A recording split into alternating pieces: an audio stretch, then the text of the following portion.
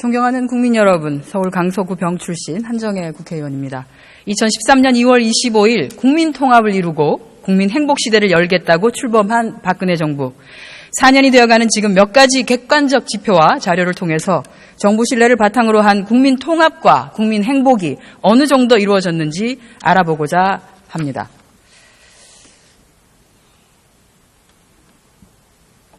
네, 황교안 총리님 나와주시기 바랍니다.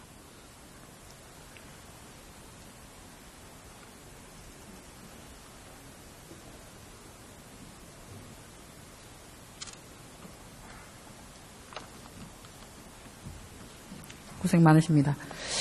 대한민국 정부에 대한 국민의 신뢰는 OECD 최하위 수준입니다. 특히 청년들의 정부에 대한 신뢰는 거의 바닥 수준입니다. 신뢰라고 할 수 있는 것이 없습니다.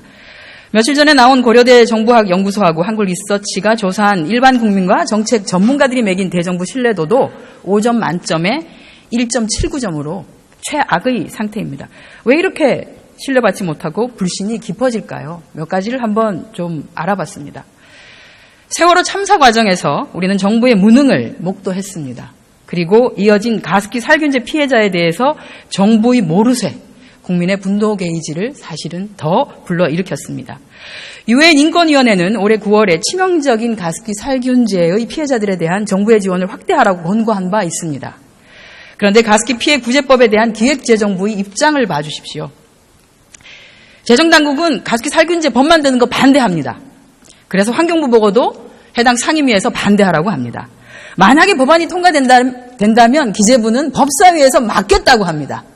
그리고 기재위에서도 관련한 국가재정법을 통과되지 못하게 할 거라는 겁니다. 기금의 설치가 아닌 비슷한 개정인 구제 개정을 만들더라도 국가재정 투입에는 반대하겠다는 게 기획재정부의 재정당국의 입장입니다. 왜 기획재정부는 우리나라 재정당국은 가습기 살균제 피해자에 대해서 이런 입장을 갖고 있을까요? 말씀을 드릴까요? 그 부분에 관해서는 기재부가 잘 알겠습니다만은 제가 알고 있는 바로는 이 가습기 사태는 가해 기업이 있는 그런 사태입니다. 누가 이것을 가해했는가, 누가 피해를 일으켰는가에 관한 명백한 가해자가 있기 때문에 이 부분에 관해서는 원인을 제공한 그런 가해자가 책임을 지는 것이 기본적으로 맞고 정부의 입장에서는 그것에 보충해서 필요한 부분들을 또 보완해서 가습기 피해자들의 어려움을 해소해 나가도록 그렇게 같이 지원하는 것이 방향이다. 저는 그렇게 알고 있습니다. 그 말씀도 일정 부분 맞습니다. 그러나 이미 해당 기업이 폐업을 한 것도 있습니다. 한 군데가 있는데 그 부분에 대해서는 별도로 대책을 세우고 있는 것으로 알고 있습니다. 앞으로 폐업을 하게 되면 또 어떻게 하실 겁니까? 저는 가습기 살균제 피해자들에서 국가 재정 투입이 불가하다면 국민이 왜 내가 세금을 내야 되지라는 의구심을 가질 수밖에 없습니다. 지금까지 재정당국은 재난이 났을 때도 화재가 났을 때도 고용 불안 사태가 일어났을 때도 어떠한 방식이든지 재정을 투입했었습니다. 그런데 왜 이런 참사가 났는데도 재정 투입에 대해서 이렇게 극구 반대하는 걸까요? 총리께서는 이 가습기 살균제 피해자들이 대한민국 국민인 것을 알아주시고 재정당국이 좀 더 적극적으로 이 부분에 대해서 검토할 수 있도록 얘기해 주시기 바랍니다. 예, 검토를 해보도록 하겠습니다. 기본적인 방향은 제가 그렇게 알고 있습니다. 그러니까 교통사고가 나서 사람이 사망이 생겼다 그러면 그래서 가해자가 책임을 져야 되는 것이고 이 부분도 그렇기 때문에 기본적으로는 또 가해 기업들이 있으니까 아마 제가 알기로는 한 군데는 폐업이 된 것으로 알고 있는데 그 부분에 대해서는 별도로 대책을 세우고 있는 것으로 알고 있습니다. 그렇지만 가해자가 책임을 지는 기본 원칙에 입각하면서도 또 피해자분들의 고통이 크기 때문에 정부가 지원할 수 있는 방안들을 좀 더 광범위하게 검토해 보도록 그렇게. 그러나 기본적으로 정부가 하겠습니다. 국가재정 투입에 반대를 먼저 하고 나선다라고 하면 그것은 일이 이루어질 수 없는 것이죠. 어떤 방식이든지 나중에라도 예산을 줄이겠다라고 하는 얘기밖에 되지 않습니다. 이거는 재정당국이 이 사안을 보는 인식을 보여주는 것입니다. 적극적으로 검토해 주시기 바랍니다. 기본 틀에 대해서 제가 말씀을 드렸고 그런 보완 방안에 대해서 관계부처와 협의를 해보겠습니다. 올해 안에 가습기 살균제 피해 구제법을 통과시키고자 합니다. 더 이상 이분들을 가슴 아프게 해서는 안 됩니다. 다시 한번 부탁드립니다. 자, 최저임금은 어디서 결정합니까? 지금 잘못 들었습니다. 최저임금을. 최저임금. 네. 최저임금위원회가 있습니다. 아마 거기서 결정하는 것으로 알고 있습니다. 네, 저희도 그렇게 알고 있었습니다. 그런데 박근혜 정부에서의 최저임금은 최저임금위원회가 아니라 김기춘 비서실장이 결정했습니다. 저것은 김영한 민정수석의 업무일지에 나온 2014년도 6월 20일자의 메모입니다. 6월 30일까지 내년도 최저임금액을 결정하는데 7% 인상선으로 하자라고 하는 가이드라인을 제시했고 실지 공익위원들은 그때 7%라고 하는 인상안을 내서 결정적으로 7.1%로 결정되었습니다. 최저임금위원회가 왜 존재했는지 공조직의 의사결정 구조를 와해시키고 왜곡시켜버린 정부가 박근혜 정부입니다. 이러니 정부에 대한 불신이 커질 수밖에 없는 것이죠. 그렇게 생각지 않으십니까? 최저임금위원회가 최저임금 기준을 정함에 있어서는 여러 의견들을 수렴하는 것으로 알고 있습니다. 지금 의원님 말씀하신 그런 일이 있었는지 그 부분에 대해서는 제가 정확하게는 모르겠습니다만은 최저임금위원회가 어떤 자율적인 그런 그 회의체를 통해서 충분히 협의를 했고 지금 그 인상률이라고 하는 것이 그게 아마 우리 그 경제 여건에 비추어서는 그걸 꼭 적다고 말하기는 좀 어려운 지금 상황에서는 뭐 물론 많으면 많을수록 좋겠지만 그런 것들을 감안할 때 뭐 그 부당한 이런 결정이 있었던 것은 아니지 않느냐. 결정이 많고 작음을 말하는 것이 아니라 그 해당 위원회에서 결정하는 구조에 외부 세력이 전혀 최저임금위원과 관련 없는 사람이 가이드라인을 제시한 것에 대해서 문제를 제기하는 것입니다. 그 내용에 대해서는 제가 더 파악을 해봐야 될 일이라고 봅니다. 지금 돌아가신 김영한 민정수석을 다시 오라고 할 수도 없지 않습니까? 자, 공직자들의 말 바꾸기가 하루 이틀은 아니지만 지속적인 거짓말과 허언은 정부에 대한 신뢰를 떨어뜨리고 국민통합, 즉 사회통합의 걸림돌이 될 뿐입니다. 실례로 지난해 9월 13일 날 노사정 잠정 합의를 한 이후에 당시 김대한 노사정위원장과 이기건 노동부 장관은 임금 피크제 실시를 위한 취업규칙 개선 요건과 절차에 말하는 절대 정부가 일방적으로 하지 않으며 노사와 충분히 협의를 거친다고 명시적으로 합의했다고 기자회견까지 했습니다만 이것은 그냥 허언이 돼버리고 말았습니다. 크고 작은 이런 거짓말들이 정부에 대한 신뢰를 떨어뜨리는 것으로 나타난다. 저는 이렇게 생각합니다. 그렇게 생각지 않으십니까? 그 부분에 관해서는 노사 간의 합의, 노사정 합의의 정신에 입각해서 진행을 해온 것으로 저는 그렇게 보고를 듣고 있는데 구체적인 경우에 대해서는 제가 좀 더 확인해 보겠습니다. 너무 업무를 좀 잘 안 챙기신 것 같습니다. 기본적으로 노동부 일인데 그런 부분에 관해서는 많은 분들이 관계가 있기 때문에 네, 공직자들이 이렇게 국민에게는 거짓말을 일삼으면서 공공기관 종사자, 대기업 종사자들은 언론을 동원해서 공공의 적으로 만들고 뒤로는 특정인에게 이익을 주기 위한 정경유착과 국정의 사유화를 진행했습니다. 우리 다 잘 알고 있는 세계재단에 대해 재계의 출연을 요청하고 반대급부로 재계의 규제 완화 요구에 화답하는 법안의 조속 처리를 위해서 국회를 압박했습니다. 입금이 완료되고 난 뒤에 대통령은 예산안 시정연설에서 5대 노동개혁법 처리를 요구합니다.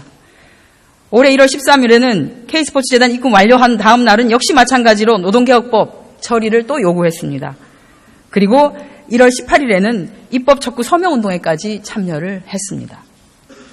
왜 이렇게 절대 일방적으로 진행하지 않겠다고 약속한 쉬운 해고와 취업규칙 불이익 변경 요건 완화라는 두 개의 지침조차도 올해 1월 22일 득달같이 시달을 했습니다. 왜 이렇게 해야만 했을까요? 기본적으로 정부의 노동개혁의 방향은 이중구조를 개선하고 일자리를 많이 창출해 나가는 것이 목표입니다. 그런 측면에서 검토가 있었지 않았겠나 생각합니다마는 상세한 내용은 좀 더 확인해서 말씀을 드리겠습니다. 아닙니다. 재계가 박근혜 정부에 요청한 노동 관련 규제의 완화와 관련된 항목은 총 12개입니다. 그중에 3개는 외국인 근로자 고용과 관련한 것으로 국내 일자리와 관련됐기 때문에 최종적으로 검토를 뒤로 미룬 것이고 나머지 9건에 대해서는 재계의 요구에 화답을 어떤 방식이든지 했습니다. 문제는 법안은 제출했는데 법안이 국회에서 통과가 되지 않는 겁니다. 그러니 법안이 아닌 지침으로 할 수 있는 것, 그 숙제부터 먼저 한 것이지요. 실제 대통령은 노동법 처리를 촉구하면서 총선서 얼굴을 못 들 것이라고 국회에다 대고 악담을 퍼부은 적도 있습니다. 재계로부터 받은 돈, 그에 대한 화답은 해야 되는 것이죠. 법은 통과가 안 되고 지침이라도 만들어야 되는 것이죠. 그게 박근혜 정부의 실체였습니다. 민낯입니다.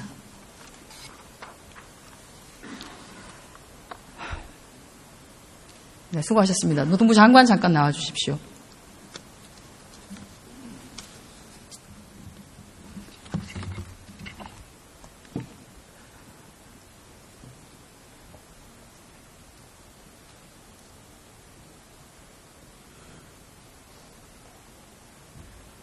예, 고영노동 장관입니다. 네. 자신이 데리고 있던 인턴을 너무 아끼고 사랑해서 공기업에 불법 취업시킨 의혹에 쌓인 새누리당의 최경환 의원은 경제부총리 재직 당시인 작년 여름 저렇게 얘기했습니다. 호봉제 중심 임금 구조는 성과급 체계로 바꾸고 파견을 통한 대체 근로를 자유롭게 해줘서 기업이 노조의 대항력을 갖추도록 해야 된다는 것입니다. 노동 5법이니 노동 4법이니 얘기합니다만 사실 재계가 원하는 것은 파견법이죠. 그리고 성과급 체계를 활용한 쉬운 해고. 자, 정부가 어떤 정책을 추진할 때는 최소한 법은 지켜가면서 해야 되겠죠. 어제도 그렇고 오늘도 그렇고 총리께서는 이렇게 답변했습니다. 성과연봉제 관련해서 합법적으로 진행하고 있다. 노사 자율로 진행하고 있다. 그런데 저희가 듣기로는 금융위 노동부를 비롯해서 해당 기관의 산하기관에 이렇게 협박을 하고 있습니다. 2016년 임금 동결하겠다. 2017년 임금도 동결하겠다. 직제도 반영해주지 않겠다. 승인 난 것. 승진도 불가하다. 라고 협박하며 진행하는 것도 이것도 노사 자율입니까? 말씀드릴까요? 네. 네.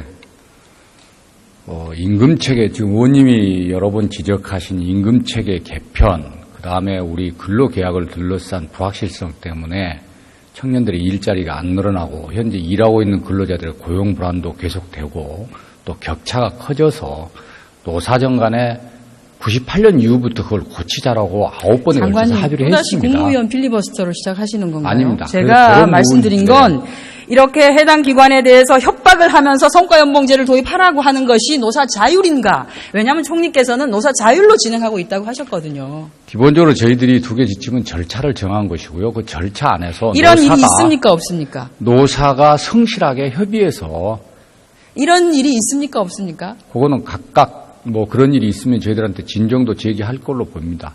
앞으로 이렇게 하실 겁니까? 그렇지 아닙니다. 않으실 지금은 겁니까? 노사 모두 노사 자율로 성실하게 할 겁니까? 아닐 협의를 겁니까? 해서 말씀하신 대로 법에 의무화되어 있는 임금체계도 바꾸고 해야 된다. 그런 말씀입니다. 당사자가 뭔 노력을 해서 고쳐 나가야 된다는 걸 강조드립니다. 합법과 노사 자율이 통하게끔 하실 겁니까? 예, 그러나 해야 됩니다. 법으로 하도록 되기 때문에 임금체계를 어느 고쳐 나가야 법에 됩니다. 그렇게 하도록 되어 있습니까? 고령자 고용촉진법에 임금체계를 바꿔야 한다. 이렇게 의원님 더 잘하시지 않습니까? 제가 한마디만 말씀드리겠습니다. 네. 가셔서 2014년 4월 30일 법사위 회의록을 찾아보시기 바랍니다. 거기에 대해서 임금체계 개편이 어떤 내용으로 법사위 의원들이 정리를 하셨는지를 한번 읽어보시고 오셔서 답변해 주시면 좋겠습니다. 자, 들어가 주십시오. 네. 총리님 다시 나와 주십시오.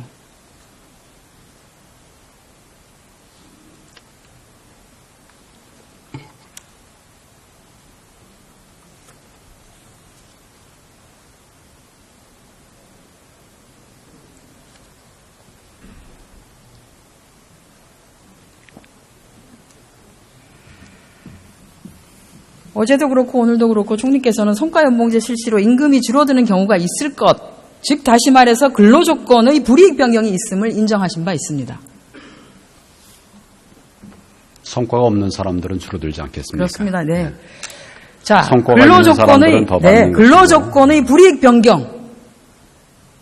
우리 근로기준법은 바뀌지 않았습니다. 제가 알기로. 근로기준법은 바뀌지 않았기 때문에 근로조건의 불이익 변경이 있을 때는 반드시 근로자 과반의 동의를 받아야 합니다.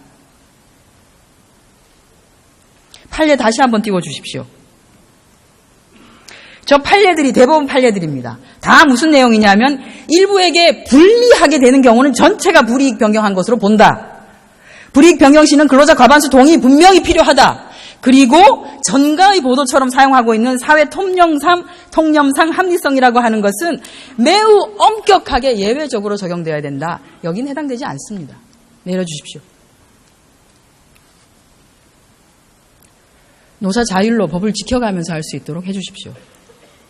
지금 사회 통념상 합리성은 대법원에서 인정된 그런 개념입니다만은 지금 그 노사 현장에서 적용이 되고 있는 것입니다. 그런 부분들을 감안해서 지금 노사협의가 이루어지도록 그렇게 방금 보신 판례들이 안내하고 있는 것입니다. 방금 보신 판례들이 사회 통념상에 해당되지 않는다는 판례들입니다. 제가 보여드린 겁니다. 사회 통념상 합리성에 따라서 합리성에 포함되지 않는다는 판례들입니다. 글쎄요. 그것에 따라서 판단을 하라. 그것이 사회 통념상 합리성에 적용되지 않는다는 판례입니다.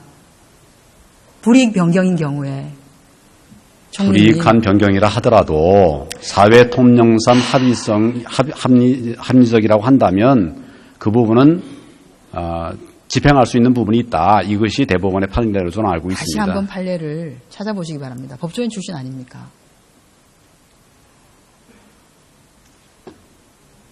다시 한번 찾아봐 주십시오. 그건 판례 보면 금방 나오는 것입니다. 네, 저 찾았습니다. 그래서 찾은 내용들입니다. 판례. 일관되게 사회 통념상 합리성이라고 하는 것은 아주 극히 예외적으로 적용돼야 하며 지금 진행하고 있는 성과연봉제는 거기에 해당되지 않는다는 것입니다. 제가 알고 있는 것과 내용이 다릅니다. 제가 한번 알아보겠습니다.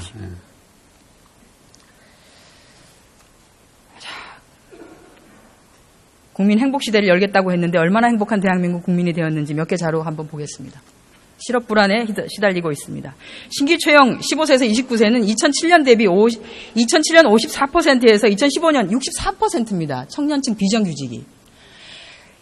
입만 벌리면 노무현 정부를 얘기하는데 이런 거는 왜 노무현 정부를 못 따라가는지 모르겠습니다. 전일제 임시직이 1년 뒤에 정규직이 전환될 확률이 실업자가 정규직이 전환될 확률보다도 낮은 유일한 나라 대한민국.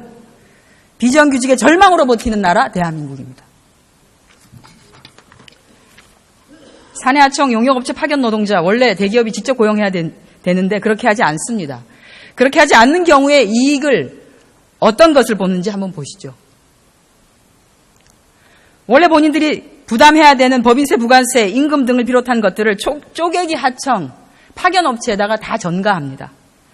그리고 그 영세기업도 생겨난 거에선 국가에서 또 세금으로 또 지원해 줍니다. 결과적으로 대기업을 지원하고 있는 것이죠. 이런 문제가 있다는 것은 동의하시죠? 그런 부분 저런 부분을 다 종합적으로 검토해서 노동부가 현장 지도를 하는 것으로 알고 있습니다. 이런 문제가 있다는 것은 동의하지 않습니까? 현장에 따라서 여러 차이가 있는 것으로 알고 있습니다. 다음 자료 보십시오. OECD 자료에 따르면 한국은 특히 제조부문 10인 미만 사업장의 수가 우리보다 인구가 훨씬 많은 미국, 일본, 독일, 프랑스, 영국보다도 기형적일 만큼 많습니다. 그러다 보니 중소기업 고용 비중은 매우 높습니다만 부가가치는 대기업이 대부분 가져가는 대기업 중심 경제도 많습니다. 그런데 세금이나 배당 등을 제외한 최종 이윤에 대한 근로자 보상은 대기업, 중소기업 불문하고 OECD 최저 수준입니다. 전가의 보도처럼 대기업 노동자를 귀족 노동자라고 하고 동네 부부로 만들어서 때리고 있습니다만 대기업 노동자 실제로 그렇게 많이 가져가고 있지 못하고 있습니다. 중소기업 노동자와 같습니다. 이 기형적 구조 어떻게 바꾸실 수 있을 것 같아요? 어떻게 바꾸실 수 있습니까? 기본적으로 지금 의원님 말씀하시는 통계는 제가 알고 있는, 기억하고 있는 것과는 차이가 많이 있는데 기본적으로 OECD 2016년 자료였습니다. 근로자들 간의 격차를 해소하기 위한 그런 노력을 해야 된다는 그런 점에 있어서는 의원님 말씀에 공감하면서 노력을 해나가겠습니다. 대한민국은 기업과 기업주는 살찌고 노동자는 굶주리고 있습니다. 이렇게 얻은 초과 이익으로 기업주는 비선실세의 자녀에게 말을 사줍니다.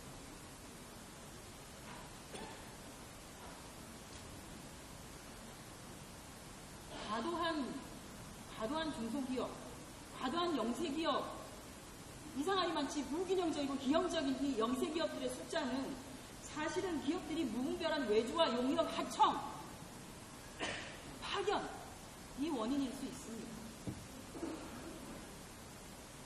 그러니 최소한 법적, 제도적 장치가 있는 한에서는 점검과 지도 감독을 통해서 더 이상 확대되는 것을 막아야지만이 빈곤의 나락으로 떨어지는 것을 좀 방지할 수 있는 거 아니겠습니까? 그걸 좀 해달라는 부탁입니다. 어려운 근로자들을 위해서 필요한 정책들을 개발하고 집행하는 데 최선을 다하겠습니다.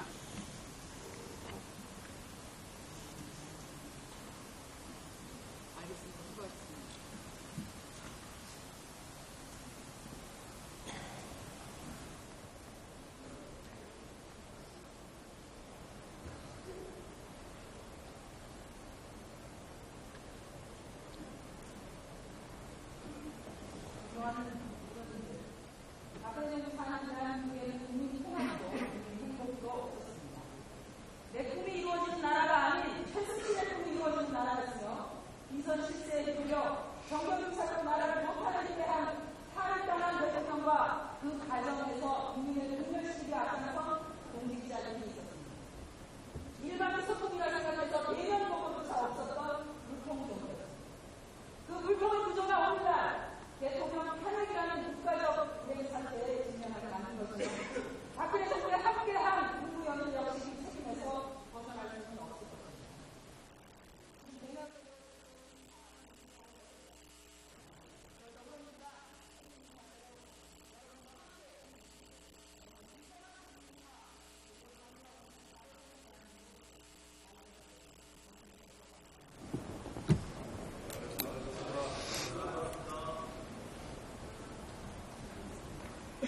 한정희 의원 수고하셨습니다. 다음은 경북 구미갑 출신의 새누리당 백승주 의원 나오셔서 질문해 주시기 바랍니다.